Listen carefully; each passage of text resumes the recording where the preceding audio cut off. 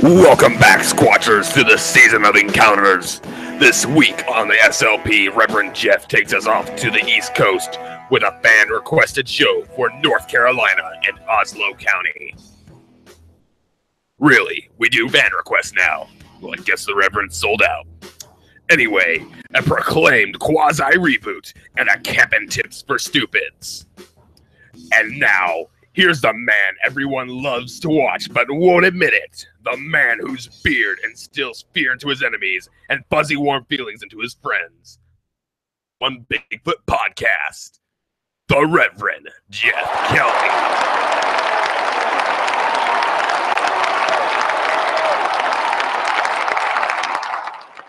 Would you look at that? Just like that, we're back on the air, everybody. That's right. I am your host, the Reverend Jeff Kelley. We are here in Sacramento, California, coming to you live via YouTube. I'm here. You're there. Makes the whole thing awesome. Makes me not talking to myself is what it does. So I appreciate you being here live, everybody. We are indeed going back to North Carolina, North Kakalaka. There's some strange things that happen in North Carolina, but as always, we start out with the news, and there is some of that to talk about tonight. Some weird fish in the news tonight. I guess let's just get to it. Thanks to our announcer man, Mr. Collier Williams of Wilmus. Wow, I still can't after all these years. I still call him Will. Cole, thanks, bro. You do a great job. Okay. BBC News. Extinct wolf-sized otter had a big, powerful bite. You think? You ever been bit by one of these little bastards? Yeah, I can imagine the big ones would probably take your hand off. Studies of the animal's fossil skull reveal that it had a chewing ability of a bear. Unlike its living relatives, which feed on fish and shellfish, the others had range of prey. It was capable of crushing big mollusk shells or the bones of birds and rodents. Nom nom noms, according to the new study. The research published in the journal Scientific Reports. Isn't that a shame? Melbourne never got in any scientific journal. Provides insight into the life of this oversized otter, known as that taxidermist name, and I don't really care what that is, so we're going to move right along. But huge otters with the bite of a bear. Yeah, I'm kind of glad I didn't live back then. Hey, people, I just got to say, this flat earth thing, it's not a thing. Okay, but apparently they're going to prey on these morons. There was a giant convention in North Carolina. The fact that this dude literally jumped on a plane from England and flew to North Carolina proves the fact that the earth isn't flat. But whatever. Okay. People, if the earth was flat, you could literally take a telescope, an optical improvement, and look at the tallest building on the planet. Think about that for a moment. If you can't accomplish that, then the world's not flat. God, I don't want to call them stupid, but naive. Has the world become this naive that we're back to the 700s? I'm not really sure where they're going with this, but this was major news. Crazy, I know. Washington man also says that he has seen the predator-like hominids in the woods. What? A man replying to last week's report said he saw a predator-like creature all are showing up in small Washington town. The 47-year-old Gerald Fair, got that name right, in case you run across him anytime soon, says he first saw the invisible beings. I first saw the invisible beings. Okay, well, I digress. They're in my backyard sometimes. I watch them for hours. I think they know I'm watching them, and they mess with me later at night. Come on, really? The commercial fisherman adds that the most remarkable sighting occurred one day while his girlfriend was taking a shower inside. I went to the backyard to pee. God bless it, dude. Really? My girlfriend was showering, and I caught one of them looking towards her. I spotlighted him in the face. Well, dude, if he's invisible. I can't even read any more of this stupidity. Please be something good in Bigfoot soon. Hey, a tale of a Bigfoot sighting in Pike County. That's right, by Mr. Jim Henry. It's a rerun of Pikes Pass, March 4th, 1996. Shirley Parks is the daughter of Homer Von Scoy, who had contributed many stories to his column. Shirley Parks tells us that being a modern and somewhat sophisticated woman, it's hard to believe or even comprehend that a Bigfoot creature could possibly be alive and thriving in Pike County. But wait, you're about to gasp in disbelief. Let me tell you my story, and together we'll explore the possibilities of Bigfoot's existence. I mean, well-written story is kind of nice. I'm not going to read the whole thing to you because it's really kind of long. This one comes out of the newswatchman.com.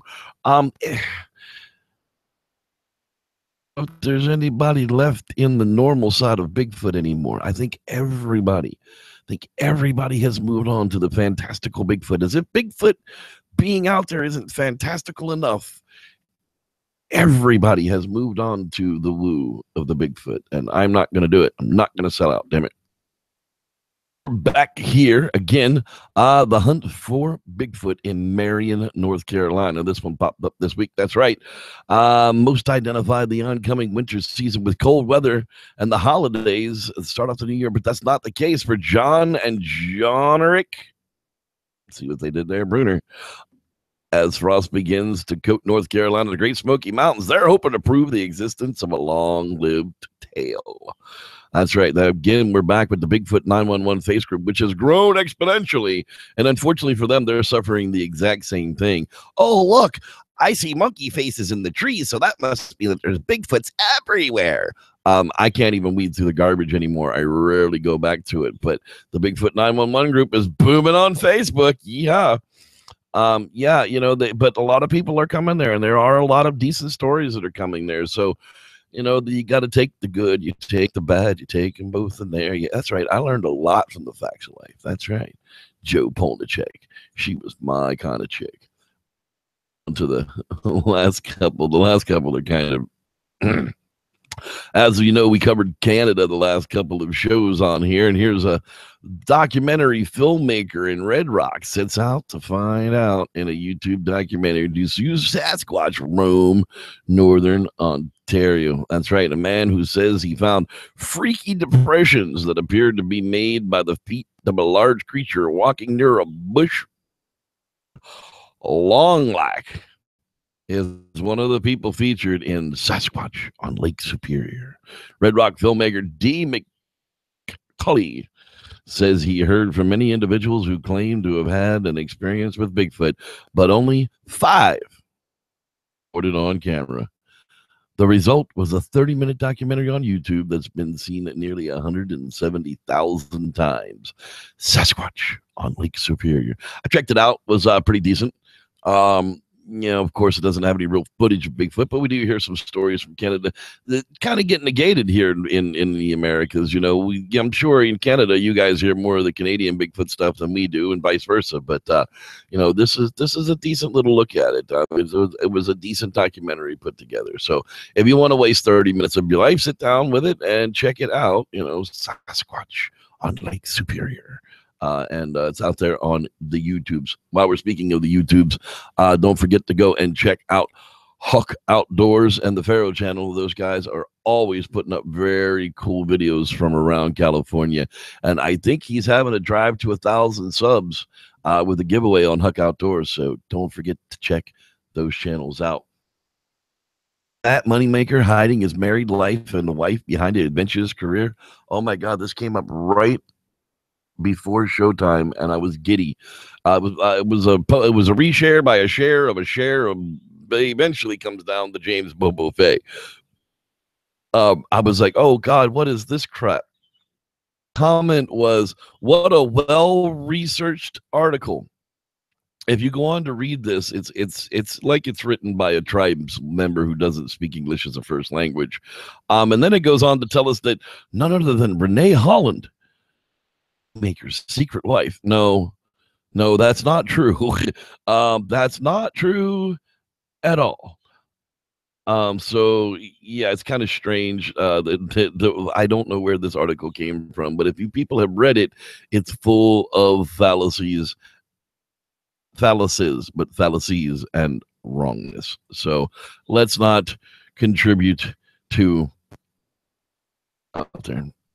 Speaking of not putting the crap out there, Dean, my man, has been back from hip surgery again. He's recuperating. We wish him well. Sending you all the good juju in the world we can send you. Pleasurable. Some people who are Jim Carrey fans will understand that. But we do have a quasi rewind, and it's one of his absolute favorites. So we will quickly bring that to the table with a quasi rewind from our quasi theorist, Mr. Dean Cooper.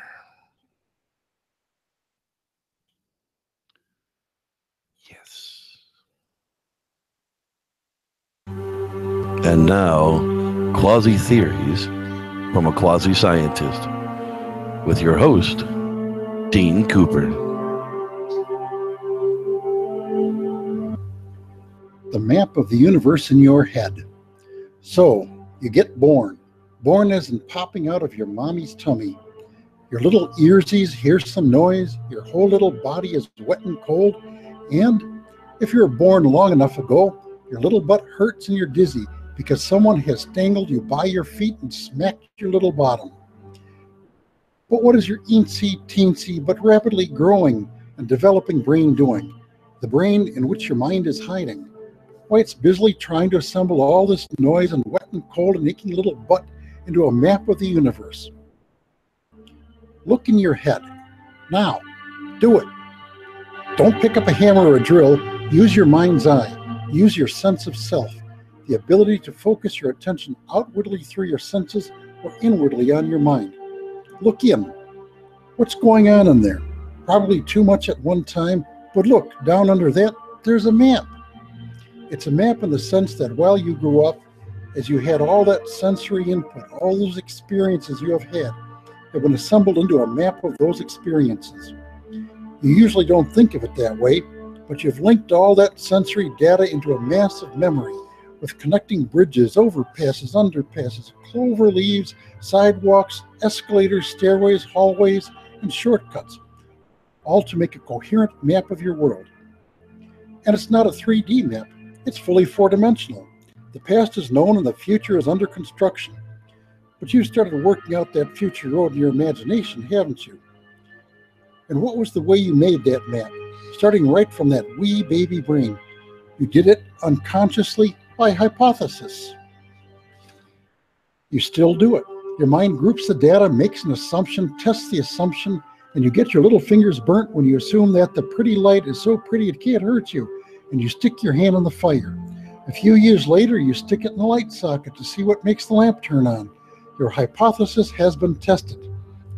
You either revise the hypothesis, retest it, and redraw that part of the map, or Mama finds you toasted to a crisp when you stick your whole arm in the fire, or finds you lying on the floor needing a defibrillator for your little heart.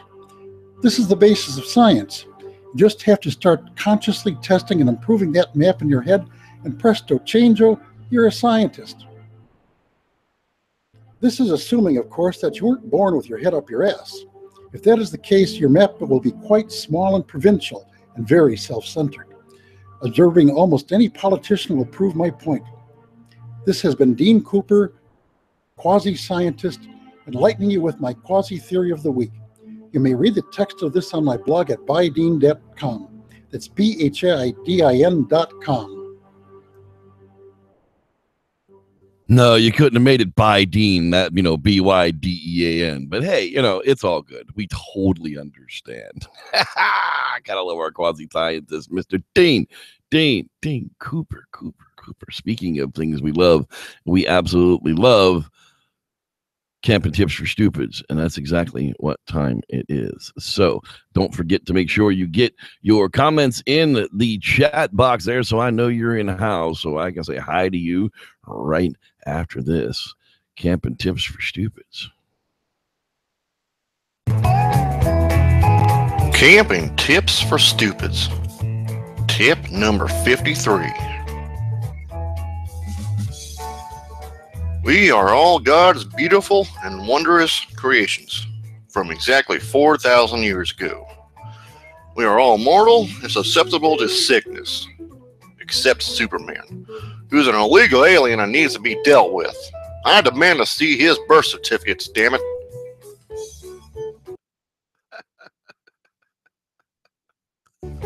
Anyway, as mortal god creature things that poop, we are therefore susceptible to illnesses like the flu, bronchitis, diarrhea, libtardism, super evil AIDS-2, the desolation of AIDS smog, and, of course, the common cold. Catching a cold while out camping is one of the crappiest things that can happen to ruin your trip. That and slipping in bear shit, sledding down into a river and being dragged for miles downstream and ending up in the ocean and being rescued by Somali pirates and then made king of said Somali pirates and having to live that life and give up camping because of responsibilities of the crown, unquote. What That shit sucks too.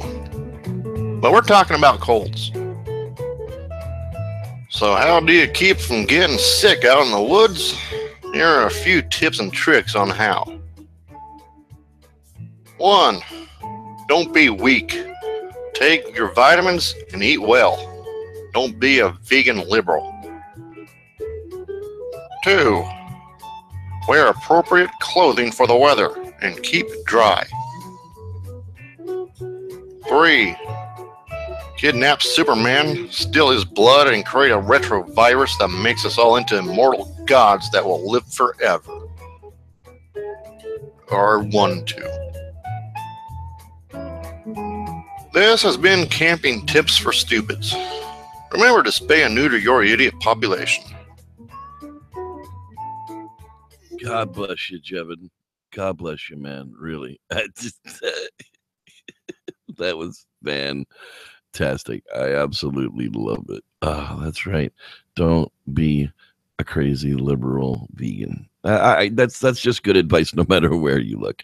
All right, hey, it's time to give those shout outs. Let's see who's hanging out in the live hangout lounge tonight. There should be a whole bunch of people there, and there absolutely is. So let's get through them. Mr. Kurt Harris. He's been there, sir. How you doing? Tomorrow we're doing Vinyl Power, 5 p.m. Pacific time. That's right, talking about our love for vinyl records. Gone Camping, the man behind Gone Camping. That's right, Jeb and Moore. Our quasi-theorist, Mr. Dean Cooper. Oreo Cream Rocks. Oh, we're so glad that you're out of the hospital and feeling better, sweetheart. Oh, get better. We all know how that goes. Lee Scott is in the house. Keith Harden. Mr. James the Grower. That's right. He is official El Dorado Bigfoot member number 4. That's right. Cheryl Willens in the house as well. Wow, you guys, there's just a lot. Yikes, 721. I think that's a new one. We're glad that you joined us as well. Captain Caveman. Hey, dude. Glad you're here. Timothy McCune. I sure can give a shout out to your brother Max McCune in Monroe, North Carolina. So glad you could be joining us as well. Mr. Sam Squanch Rivera. How you doing there, Chief? Glad you're there. Oh. Hey, again, how you doing? Jay Gerd flying in the house. Lee Scott, pretty sure I said that name, but I'm going to make sure that I did for sure. I know there's more than this because you guys talk a lot. That's awesome. I'm glad you guys come up here. Michael Bird is in the house as well. And I know there's still a bunch more. Don Reif is in the house. How you doing, Don? And Jonathan Doty. Hey, man, glad you're there. Hope you're feeling good. I know that Cassie's out there, Squatchbox. She's floating around the country trying to decide where she wants to live, I guess. No, she's going back to Texas because she loves it there. John Briers, how you doing, man? Glad you're there. Christopher's out there as well, I'm sure. Christopher, that's right. Macaroni and cheese is not a vegetable, but potatoes are. I'm telling you, dude, don't let them take that away from you. Jeremy Harrison is also in the house. I know there's more. There's far Starshine. There she is. She's swinging her tool around out there. So glad that you are there. I'm going to scroll back down the bottom here and make sure that I didn't miss out on anybody tonight, because that would be terrible, and I would have. Mindy Lamento, I'm so glad you're here. I know that that's probably going to be the last one unless I missed somebody else. I think that's it. Welcome, everybody, to the show. So glad you are here live. And we are talking about North Carolina Bigfoots tonight. That's right. Right here. I do have the map for you so we can actually see the locations that we're talking about. Now, this is one of those weird cases where there's Bigfoot location. The Hoffman Forest is here. It's right on the edge of the Croton Game Lands. You know, it's Bigfoot were probably here long before man ever got here. But let's take a listen to what the reports have said. And we go all the way back to the first one here in the fall of 1965, when a young startles an unknown animal. There was nothing for a young boy to do, so my favorite pastime was wandering the military reservation and search for discarded sea rations, as we never had enough to eat in the house. There were 8 people in my family, and one day I had skipped school to go sea ration hunting. I never forget that day. It was very warm and sunny, which for North Carolina is unusual for a fall day. We used to call in. I had been wandering the deeper recesses of the reservation and was quite proud of the fact had I stumbled across old farmsteads and the Marine Corps had condemned in order to take the land, but had a pretty good supply of discarded sea rations. Realizing it was getting late and I had better be getting home, I hit a tank trail made by the Marines for their vehicles to use. I was getting closer to home, so I decided to leave the trail and take a shortcut through the woods. I knew this particular area, and I always avoided it because it's known as Poccasin, not sure what that means, which in local terms meant an area that is real dense and swampy. Okay, well, there we go. Asking you shall receive. Look at that. Knocking the door shall enter. Open. As I made my way down the Poccasin, something really seemed out of the ordinary. All day, I was used to hearing the sounds of the forest, the birds, the frogs, the squirrels, chattering and whatnot. Quiet, it didn't seem natural. Something made me stop, and to this very day, I'm perplexed about what it was. At that age, you have no fear, and you think you're going to live forever. I had no fear this time either, however. I felt that I was being watched. I've never had this feeling again. I slowly started to turn my head to the right when I caught a glimpse of a brown. Oh, it's only a deer. I stood stock still and kept looking at the brown patch, and it didn't move. It was in a very dense part of the swamp. And my second thought was maybe it's not a deer, but possibly a discarded Marine Corps field jacket. Now that would be a treasure.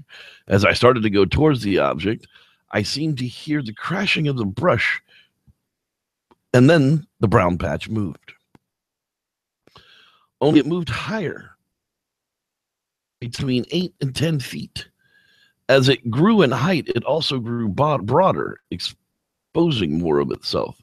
I never saw its head or any of its real features other than the long fur, because that thing was moving so fast through the swamp that I was amazed how any animal that size could do it. Inches in the underbrush was loud, and all I could do was stand there. I don't know how long I remained in that position. All I remember is the sound of the forest returned, and that's what snapped me back into the present. Story. I mean, it's one of those things where I saw him. He was playing a flute and trying to give me Jethro Tull eyes. No, you know, it's one of those things where you encounter something so strange in the forest that when you eliminate everything else it could be, it's something incredible.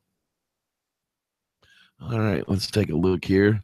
1983 in the October time. again in Onslow County, near US 17, north of the town of Holly Ridge. It was early October 83. I was recently married and stationed at Camp Lejeune, North Carolina. And my wife nor I have ever been to Wilmington, North Carolina before, so one Saturday we made a day trip. While driving back to Camp Lejeune, just north of town of Holly Ridge, I noticed a very large figure on the right shoulder ahead. It was walking upright, and I assumed it was a bear. I slowed down in order to avoid hitting it should it go out on all four legs and flee. Going perhaps 10 miles an hour or a bit less when I finally realized that what I was approaching "'tweren't no bear," as I always say. The creature I saw was massive, maybe 7 to 8 feet tall, and I estimated 600 pounds or more. The hair was a lighter brownish color and appeared long at its length. See its face very clearly.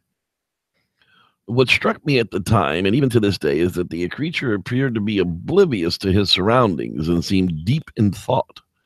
It never gave any indication that it was aware of the car approaching, nor did the bright headlights seem to cause it any discomfort. It just kept moving along at a slow pace, looking straight ahead. The creature at nearly walking speed, I assume I had to have been mistaken or could not have seen what I thought I had, so I stopped the car. I looked back out the rear window and could see the creature still walking southbound in the glow of the stop lamps of the car. I woke my wife up and had her look. She did look, but said it must have been a bear. At that point, I let it go and resumed my northbound trip back to Jacksonville. Wow. How do you let your wife get away? That's just got to be a bear, honey. Just keep going. No. What the f is that? Look at that thing. That ain't no bear. What the hell is that? I don't know. It's got to be a bear. You know, I don't want to scare her or anything, but don't just whip out and let her get away. It's got to be a bear. Just to be done with it. No. That's like going to your mother's house on Thanksgiving. No thanks. Sorry. Man hits a 7-foot-tall reddish-brown creature with his car, then is pursued by the creature. Wow, sounds like a horror movie. 1987, July time. Just on the edge of Onslow County, North Carolina, about 25 miles from Hampstead, about 15 miles off of US 421 along Highway 51. I've never told this story to anyone because I didn't want to hear the jokes. But it was mid-July in 1987. Towards the beach in my sports car, top down, music blasting. It was around 8:45 p.m., so it was still light, sort of dusk dark. I had my headlights on, cruising about 60 miles per hour when I rounded a corner and this road stood this large, hairy thing. I slammed on the brakes and swerved around it, but I must have glanced it because it bounced over the passenger side of my car. I slid the car around and stopped where my headlights were about halfway on the thing. It got up and came at me. I was about 25 feet away from the thing, and the smell was horrible. Yeah, because you probably actually knocked the shit out of it. That happens when you run things over with a car. It hung in the air like a wet blanket. 1 to 7.5 feet tall. Reddish brown, matted looking hair. Its face was hairless, and it looked ticked.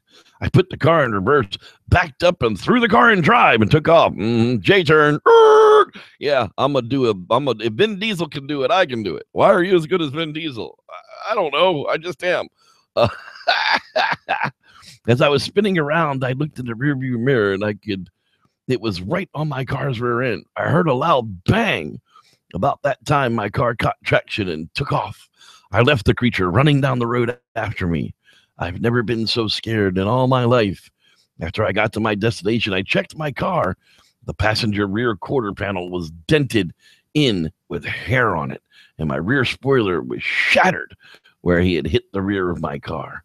I told my friends and family and police insurance that I had hit a stray cow to get that smell out of off the outside of my car, and the inside still had that smell. It was under smell, like sewage. Well, duh, like I said, you probably literally knocked the shit out of it. Dumbasses. Sorry, I don't know. That's one that like I said, it sounds like a scene from a horror movie to me, but somewhere. Motorist observed bipedal animal shaking a pecan tree near Camp Lejeune. Moving to the country, gonna eat me a lot of pecans. Oh wait, that's a different song. That's right. It was the summertime, July, right near Camp Lejeune, Highway 172 and 17. I've always wanted to tell this story to someone, and after reading I finally had the nerve to do it. I live in Carteret County. I worked in Onslow County, and the commute to work every day took me through Camp Lejeune via the back gate. As I was on the turn onto Highway 17 off of 172, I noticed what I thought was a bear sitting down under a huge pecan tree on the right.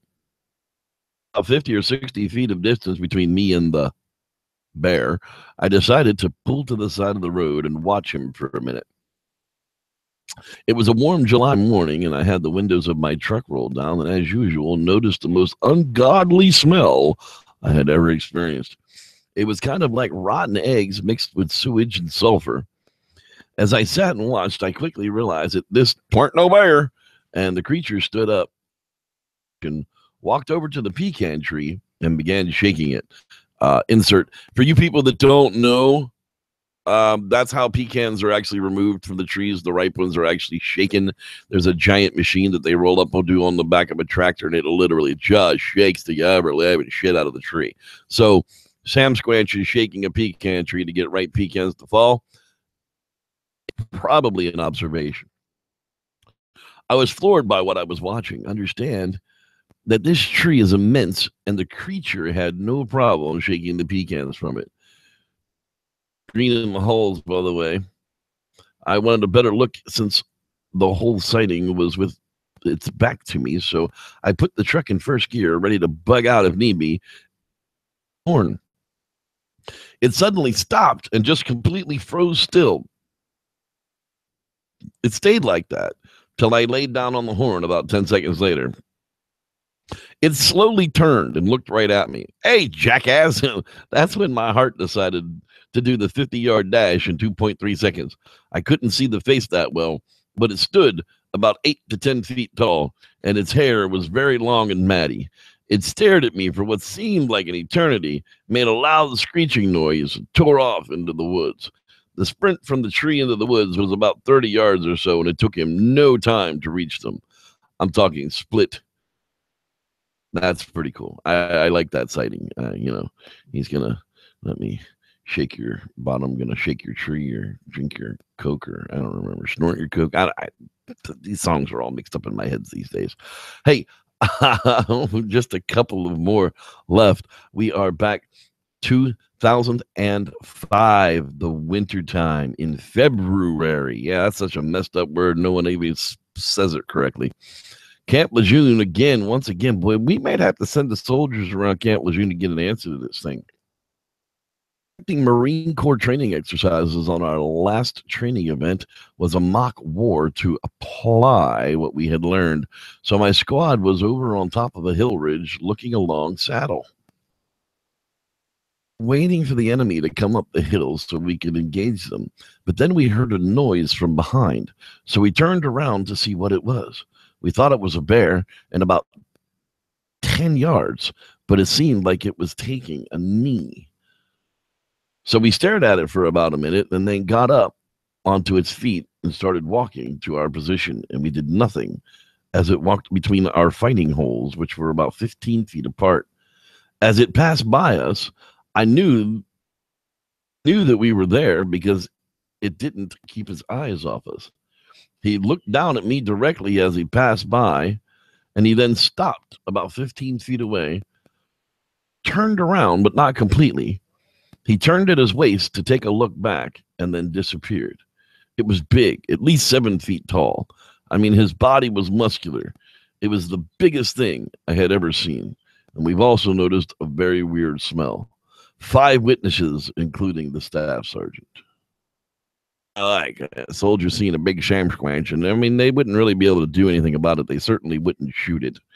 It would be a story that they probably would be told to keep quiet about.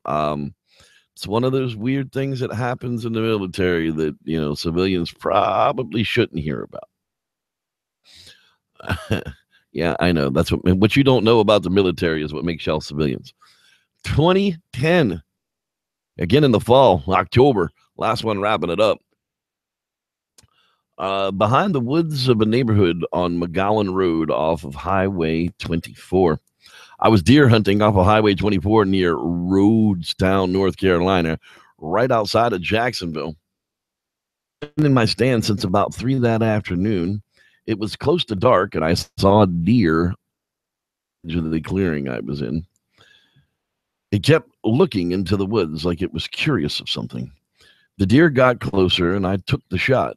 When I did, it took off running and hit some brush and then fell down.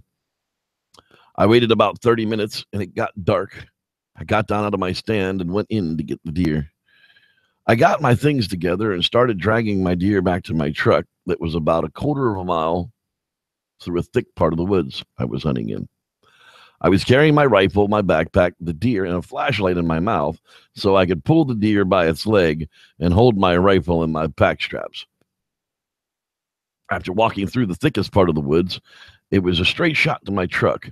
I dropped the deer's leg to get situated and get myself all together to continue my walk out. When I looked up with my light still in my mouth, I saw 2 eyes looking back at me. They looked wider than any animal I had ever seen at night. I've been hunting all my life. I've seen everything from deer to coyote to bear, and this set of eyes was about the height that I am, 5'10", and the trail was on a slightly went downhill. It stared at me for long enough for me to put my rifle in my backpack down. I had a 9mm Glock with me that I pulled out, and I shot once into the ground next to me to get whatever it was. It did not move or flinch. It simply looked to its left and looked back at me. I looked down to take a knee because I was getting worried. I got on my knee. I looked back up its left into some of the thickest woods I had seen. I grabbed the deer and continued dragging it towards my truck. When I got to the spot where I thought I saw the eyes, I looked to both sides of the trail and could smell a musky, foul odor. And where it had walked off the trail, tree limbs and trees were pushed over as if something huge had just barged through the thicket. I went to my truck. I cleaned the deer out there in the woods. Like, I felt I was being watched the whole time I was cleaning the deer. I left behind the deer along with the hide, and when I came back to the same spot, the spine had been drug off about 300 yards from where I left it, and it was one of the strangest and creepiest nights I had ever had in the woods by myself. Yeah, that's I don't want to be out there. I don't know that I would have cleaned the deer right there after something stood in the pathway and looked at me that long. Not so sure about that one. But hey, you know, the rest of the story kind of congeals with a lot of, Sasquatch type of activity. They've been known to stalk people with kills, and especially the deer kills. And, that's going to do it. This edition of the Squatchers Lounge podcast. Thanksgiving is coming up next week. That's right. We're going to be doing a Thanksgiving edition of the Squatchers Lounge podcast Wednesday night. And I have another Bigfoot campfire story for everybody out there. So stick around here for just a couple of more minutes and we will get that one to you as well. Thanks everybody for being here. I am indeed the Reverend Jeff Kelley. And I say, crap. Thanks for being here. But now I'm totally confused. I don't have a Bigfoot campfire story. What's going on here? I am so sorry. You know what? I didn't do what I was supposed to do. So you get screwed this week. Look at that. First time in a long time. No Bigfoot campfire story this week. Sorry, folks. It does indeed happen. But we'll be sure to be back on it. I don't know what happened to it. It's not in the folder. It's just not there. I swear I prepared one. Even the Bigfoot kidnaps the Native American from the Cherokee Reservation. Not really sure what happened to that. It's kind of strange. Actually, if I look here, yes, I see what happened here. And unfortunately for me, that's really not going to help a whole lot at the very end of the show. Yeah, I know. I was trying to hopefully delay long enough for my applications to load and actually rip this thing for you real quick. But unfortunately for me, I don't think that's going to happen. And we can blame YouTube for that one. Blame YouTube. That's right. Speaking of YouTube, these people are nuts. We're basically giving away all of our products for free if we're in the lower response tiers. I don't know what's going on. We no longer get advertising down here, and it's a shame because we worked just as hard as everybody else did. But apparently, YouTube care, and that's a shame because we work just as hard as the big guys do. But I guess we don't put out as much money. So I tried to get it going, and it's. Come on now. Give me just a second, seriously, and I'll have it for you. Look at that. I was able to do it anyhow.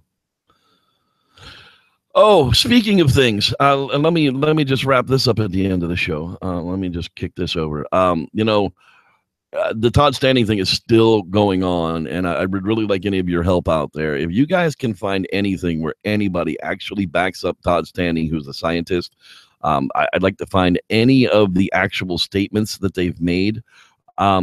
This is that Meldrum devil face quote that he has out there. That video of the devil, as you refer to him, the dark-faced individual. I can't look at that image and not feel that I'm looking into the eyes of a living creature. Now, we've actually been through the audio on that several times, and what I've actually figured out is there are 3 different edits in that 11-second clip where he's talking to Todd Standing about Todd Standing's work, edited together by Todd Standing. So they can't even find pieces of it that he supports it himself. And with that, I actually delayed long enough to make it work. So enjoy this Bigfoot campfire story right from the area of North Carolina as well. Thanks so much for being patient with me. I'll see you guys next week, and may the Squatch be with you.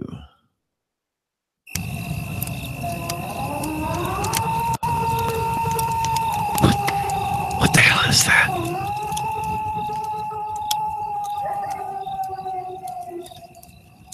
And hello to Mindy. I don't know about you, but I'm pretty sure that John's a Bigfoot. Jaeger. Glad you guys are with us. Let me tell you a story. These stories are based upon true events. Welcome to another Bigfoot campfire story. As a young heathen, I was exposed to both my Irish and my native backgrounds. I spent many summers on the Cherokee Reservation with family members from nearly the time I can remember. Even back in the early 70s, many tribal ways were still followed, and the oral history was passed down at almost every meal.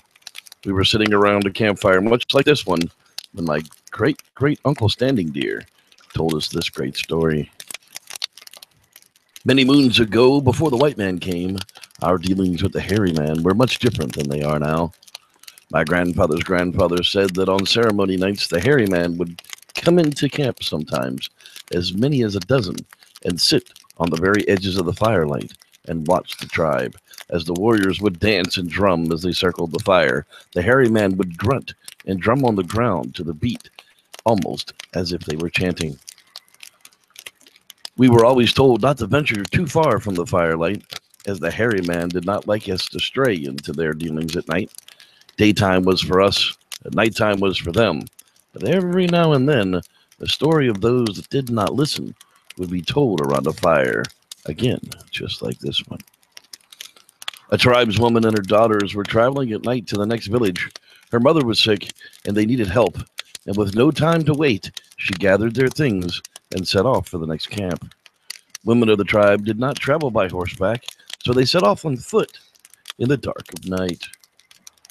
They managed to get to the top of the ridge without much delay, but the moon was now dark and the night cold and long, while the next village was some 10 miles away through thick trees and forest.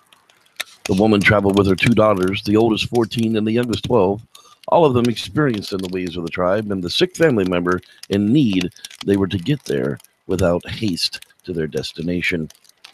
After a few hours of walking, the mother realized that they were no longer alone. Something had picked up the pace, and she knew it was not going to be good. She grabbed the girls by the arms and told them to run and get help, that the village was only a distance away now, and the girls took off to get help. The girls looked back just in time to see the creature come out and smash their mother to the ground, and then the girls were out of sight, running as fast as they could. It was a giant size, some 9 feet tall, with red glowing eyes, an awful stench, scraggly gray hair and skin. It pushed her to the ground with ease, and it rifled through her basket and things that fell to the ground.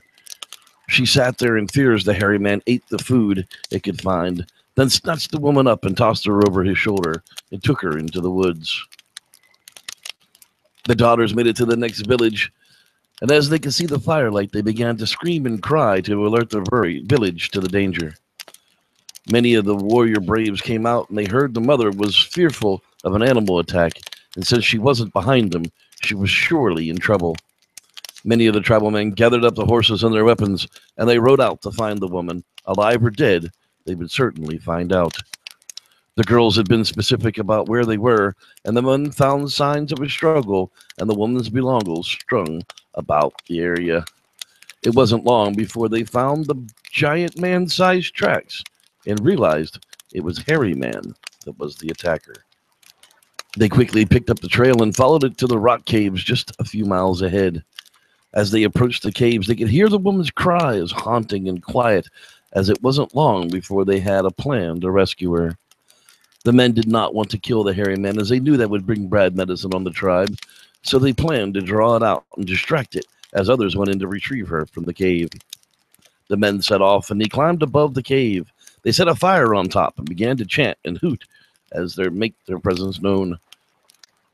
The ruse worked as the hairy man ran out of the cave to see what was going on. As the hairy man exited, just then 3 braves entered the cave, gathered up the missing woman, and took her from the cave.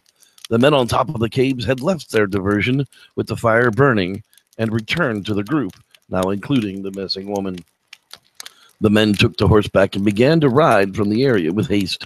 They could hear the hairy man screaming upon returning to the cave and finding the woman now gone. They had thought they were safe, and as clear as the group rode hard and fast for the village.